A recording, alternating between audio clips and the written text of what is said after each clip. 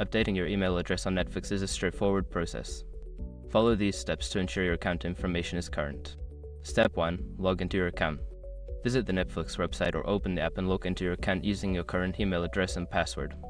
Step 2. Access account settings. Once logged in, navigate to your account settings. You can find this by clicking on your profile icon in the upper right corner and selecting Account from the drop-down menu. Step 3. Update email address. In the account settings, look for the Membership and Billing section. Here, you will find the option to change your email address. Click on Change Email or a similar option. Step 4. Enter new email address.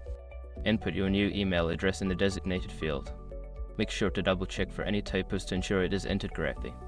Step 5. Save changes. After entering your new email address, click on the Save or Update button to confirm the changes. You may receive a confirmation email at your new address to verify the update. After completing these steps, your email address on Netflix will be updated. Make sure to check your new email for any confirmation messages to finalize the process.